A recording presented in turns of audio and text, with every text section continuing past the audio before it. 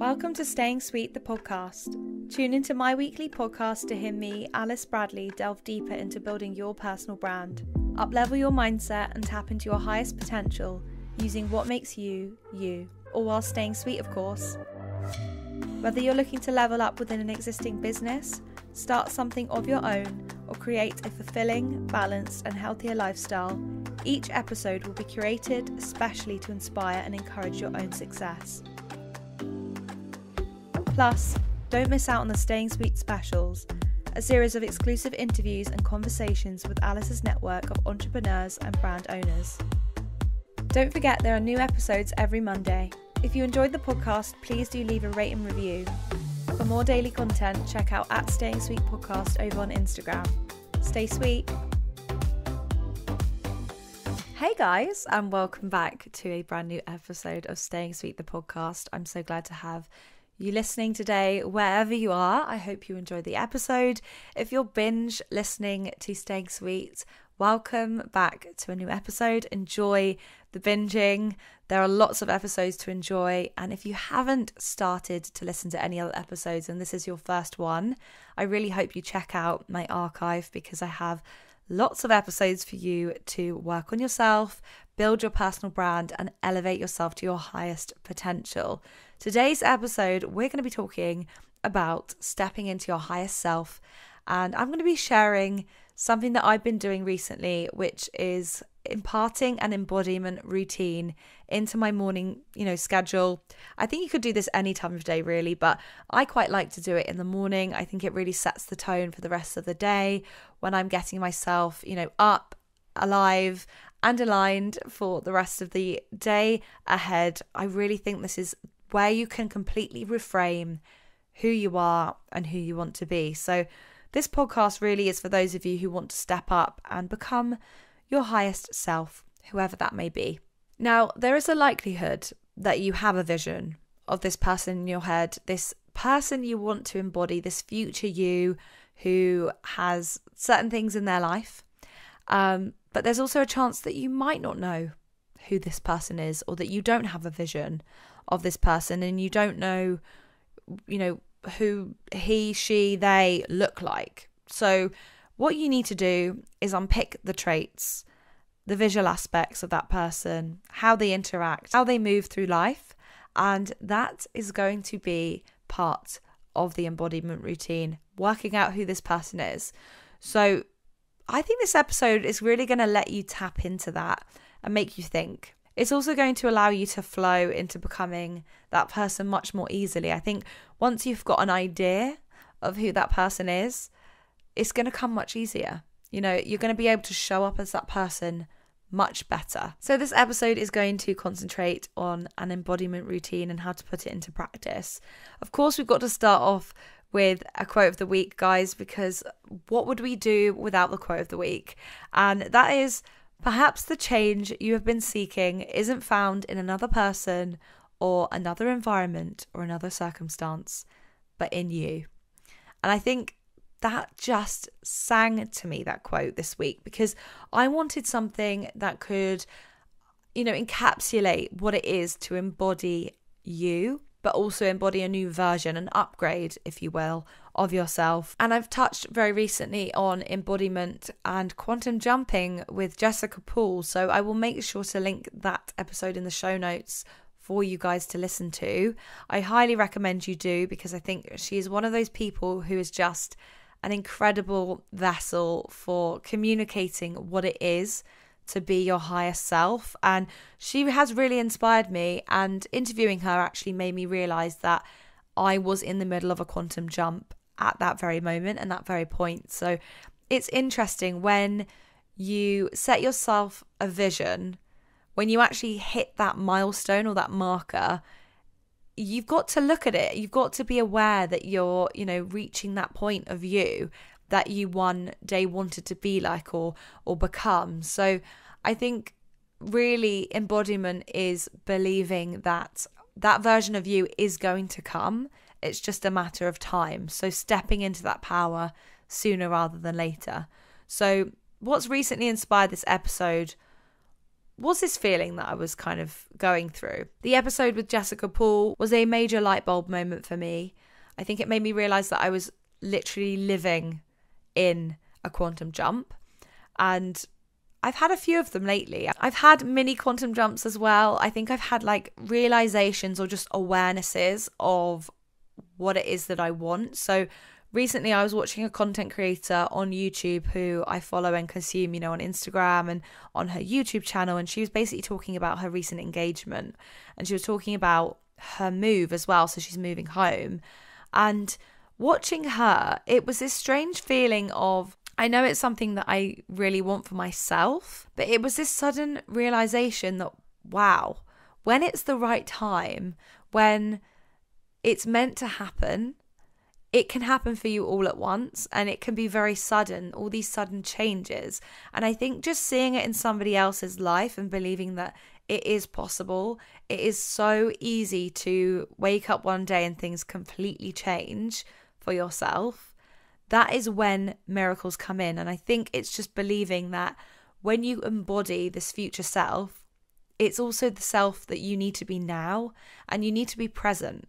You need to be appreciative of where you are in the now, because in any given moment, things can change. You can quantum jump and suddenly you're realizing that you're in a manifestation, or you're in something that you once dreamt of yourself obtaining or becoming. So just holding that awareness. It really did make me feel that, it's going to happen to me. The circumstances are going to unfold when and how they need to.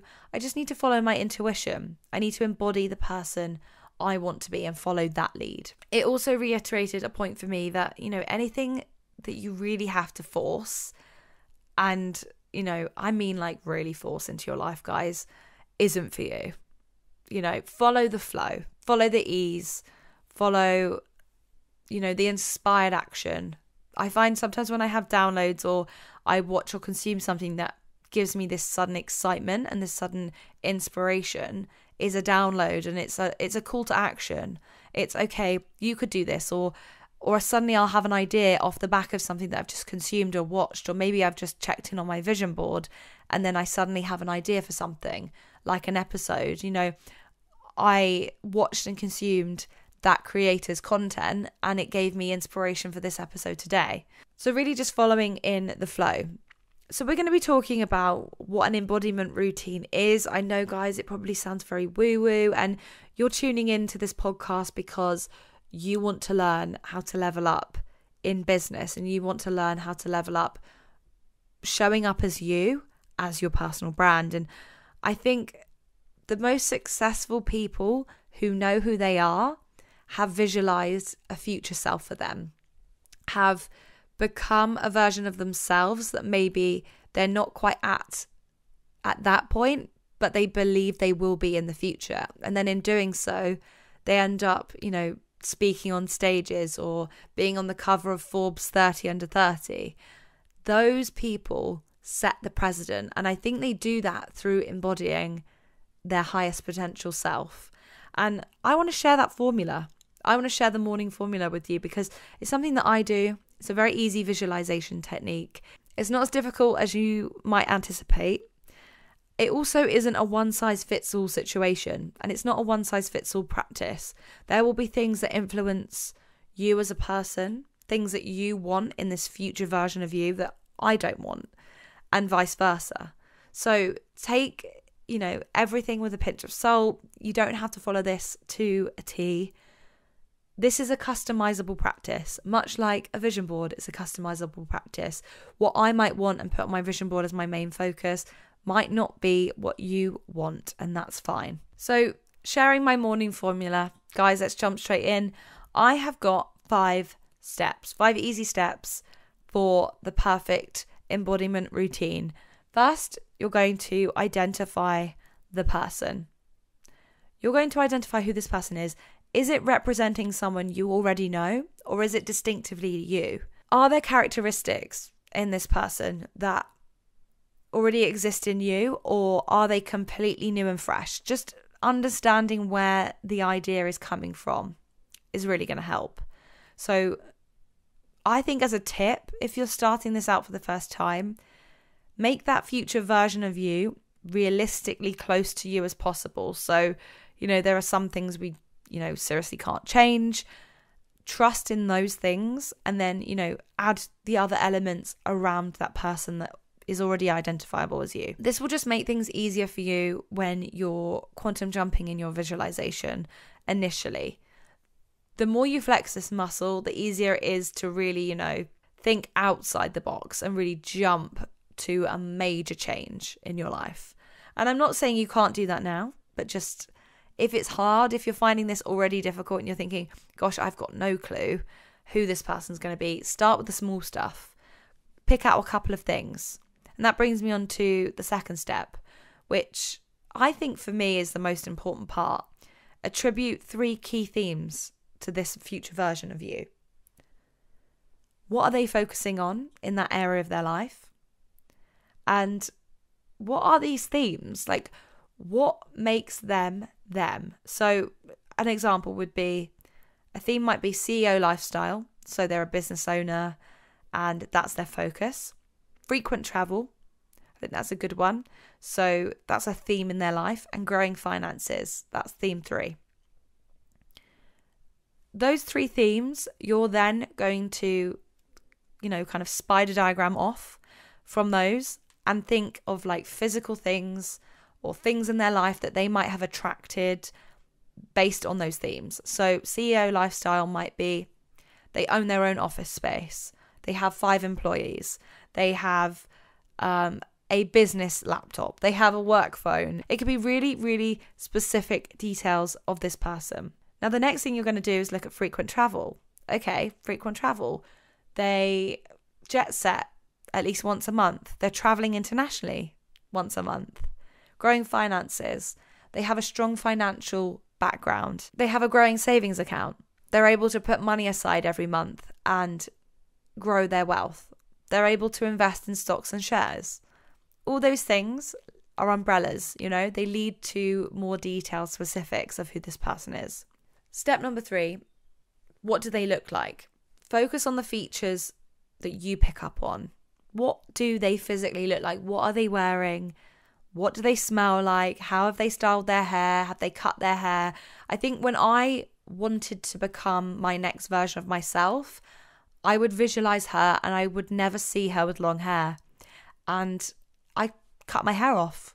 And it was the best thing I ever did. I honestly attribute my short hair to who I am now as a person. And I actually do attribute it to my personal brand, which sounds silly and quite funny actually, but I think it aligns to my new version of me. I am not the person anymore with long hair. And I look back at those photos and I think, wow, like I'm not that person at all. I don't associate with her. I've leveled up. I've quantum jumped.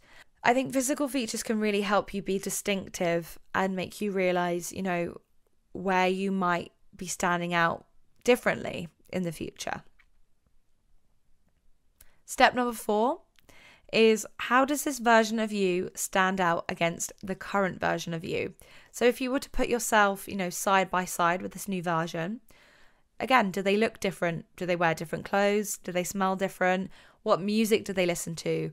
Do they listen to things that are low vibrational? No, they listen to high vibe music. They avoid, things that are just fully entertainment focused, and they actually use their time to listen to educational podcasts or educational programs. And then step 5. Step 5, guys, just brings everything together. It ties everything together. It's the features you pick out in the first 4 questions, those first 4 steps that will become your focus in your embodiment routine. So my advice for step 5 would be to create a small vision board or group together some physical items that maybe you already own and take them and use them when you get dressed in the morning or when you become that version, when you embody that person. Look at your vision board and spray your perfume. Buy yourself a new fragrance. I think that would be probably the first thing that I would do whenever I want to step into this new person, this higher power. I love to use fragrance to do that. Get yourself a fragrance, find it and buy it solely for the purpose of this future you, and spray it as you are visualizing yourself as that person. And you'll begin to associate the smell with the visualization. And I think it's a really great manifestation tool personally. Take the vision board as well. Use your senses, your eyes to manifest, to visualize your higher self. Remind yourself that you can be that version of yourself today. It doesn't have to start tomorrow, doesn't have to start next week or in 2023 in January. You can start showing up as them today. So my tip really would be, if you find it hard to attribute these things into your life because it feels out of your comfort zone, or it feels like, oh, I'm not ready to be that person, try creating them as an alter ego. Spray that perfume on and become that new version.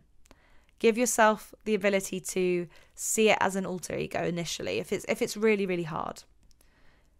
I think physical changes I make as well to access my higher version of myself, I want to share, because everybody's going to be different, but these might help you.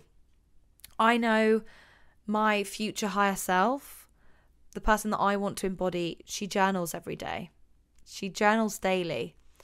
You know, that is a really important part of the future version of me. So whenever I journal, I feel amazing. Again, I've mentioned it already, perfume. Perfume is my signature. It's my shifter as well. It's part of the future me's identity. So I'm going to embrace it. I'm going to spray the perfume and feel aligned. I also know that she comes home to her spirituality. So she connects with meditation, with crystals, with vibrations, with self-help books.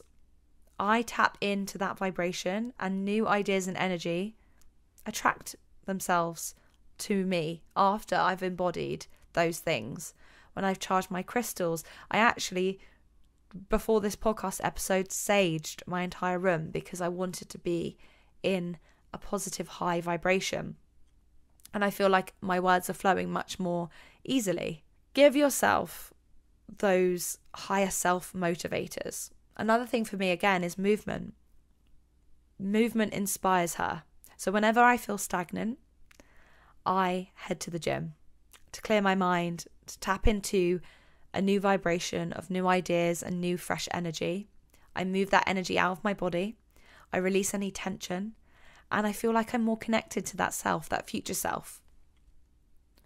I also create a visual of this person. So you guys know me. I love my vision boards. I recreate them regularly. I recently did one about a week ago, and I've already noticed major shifts in how I feel. Things are aligning in new ways. I'm getting new calls to action. You can easily save this in a folder in your phone when you're doing your embodiment routine, or you can have it as your screensaver on your phone. It's really that simple. I think when you're accessing this future version of you, you need to be led by your intuition and actually learn to trust it. And I think an important takeaway really of an embodiment practice is to flex that muscle and to be aware of when you might have downloads or visualizations of who this person is. Because sometimes I feel like a good example of this is when you decide you're going to do a vision board and you start to get inspiration and you click on an image and it leads you to another 2 or 3 images, and then you start to get the ball rolling, the juices are flowing, and your intuition does kick in and you think, oh, actually, I really want to put this on my vision board. So you search for it. And I think sometimes when you're participating in the act of embodiment, in the act of visualization, in the act of pinning images to a pin board or a vision board, you're downloading, you're getting intuitive hits. And I think sometimes the version of you that you're sitting in at that present moment doesn't quite know it yet. So really just trust that. Ultimately, you are being guided. And I think make decisions based on what that version of you would do versus, the version of you that you're sitting in. Sometimes you've got to do a bit of healing in order to get there. But what is that person embodying that you could be embodying now? Take time each day as well to show up as that person and watch how you evolve over time. I promise you, when you do a little look back, you will see how far you've come. So I'm going to leave you with some key takeaways for this episode. I'm also going to put all the info as well in the show notes, because I know that a few of you listening love to read the show notes afterwards or throughout the episode to kind of make sure you're taking notes. And it's all going to be in there, all in the description for you. But the key takeaways really are this embodiment routine is ultimately a mindset cleanse. Often we look at certain successes as too big or certain goals as unattainable. So to attribute them to a higher version of ourselves or an alter ego makes it easier to believe, and in doing so, easier to action. My advice really is create, act as if, and embody. You can do all those three things. I do believe in you. And watch how you vibrationally feel, guys, after you tap into that person. Who is then attracted to you throughout the day? You know, is your energy magnetic? Do you find you meet people with similar interests to you? Follow the energetic breadcrumbs, because they will guide you. You will meet people who are aligned on your path. And I've noticed this so much. I think for me, I notice it the most when I'm traveling. I will meet people who I have weird coincidences with or weird alignments with. And I think, gosh, had I not had that vision for myself or believed that I was able to do X, Y, and Z, you know, travel to a country on my own or go somewhere or be a part of something, I would never have met that person. I would never have realized how divinely guided we are. I find travel really is where I find my people and my tribe. Once you show up for yourself each day, review this identity, because it is going to change. It's going to evolve. You know, review it every month, every 2 months, after a year. Have you become that person? You know, sometimes you have to revisit and create a new version of yourself because you've made it happen and you've just not been aware that you have. And I think that's truly what quantum jumping is. And finally, I think the key takeaway to finish up on is, has it built your confidence up? Has embodying this future elevated self led you to become an entirely different person instead? And that is where I'm going to leave you guys. I really hope you give the embodiment routine a try. And if it does sound like something that will work for you, then I would absolutely love to hear your feedback on how you go with it. Obviously, it's not something that necessarily is going to happen overnight, but give it time. Give it a few weeks, a month, revisit it, come back to it.